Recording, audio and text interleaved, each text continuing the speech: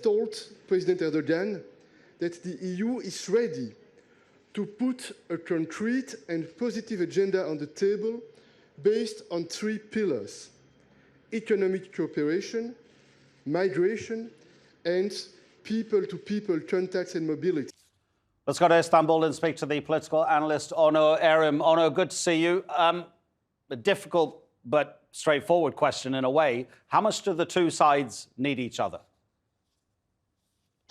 I think you could see it from just years of different things and different scenarios in this long story that neither side seems to be, despite everything that happened, neither side seem to,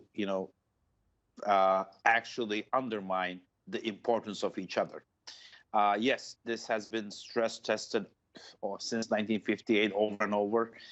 There were mistakes made on both sides about this, about the course of this tenure since 1958. But I think today, if we can't say anything about EU-Turkey relationship, we could say one thing, that neither side seems to want to, get rid of this relationship, which I think shows us that each side thinks that they need one another. I mean, Michel's statement there clearly emphasizes that the EU understands the issue of refugees and what Turkey is doing to help those Syrians living in its territory, because otherwise, where might they end up? The EU, of course. But there's an issue of trust here, because high-level officials in the EU have admitted that in the past few years, that money that was agreed a few years ago, $6 billion, to be paid by the EU to Turkey to take care of those refugees, has not all been paid. And that's an easy thing to build trust upon. Just pay the money. Well, it's well said.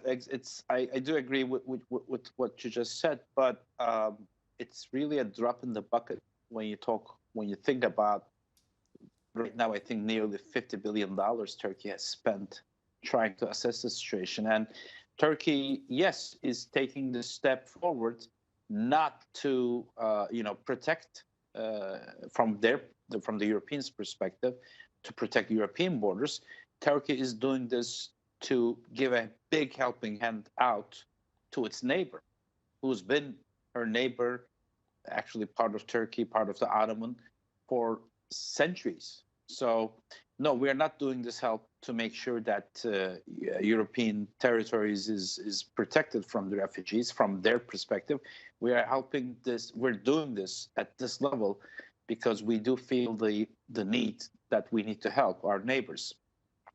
That being said, if the European leaders are approaching the situation merely from a point of view of numbers, they're doing the greatest mistake of their life, not just for Europeans, but for the entire region and for the rest of the world. So I think anybody on the European side looking at this crisis and dealing with this crisis, again, merely from a point of view of dollars and euros, no matter what the number is, they're doing a big mistake.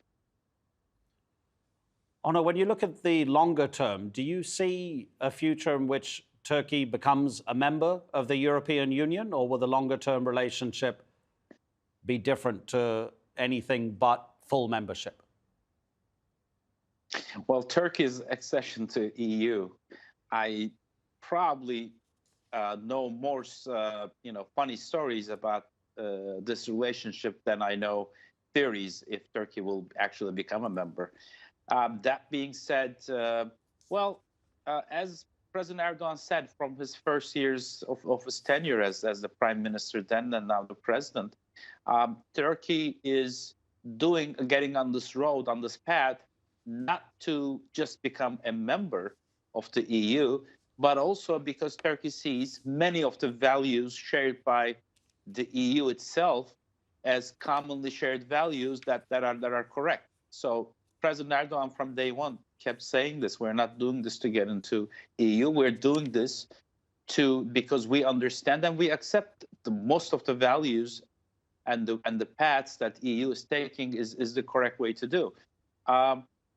I don't know where this will take us. There's obviously there's been mistakes on both sides, but one thing that is only peculiar to EU is that EU has had a history, at least an understanding, nonetheless, by Turks, that it has not kept many of her promises.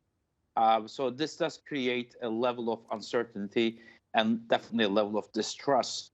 Can you have a good relationship when there's no trust between the two or more parties?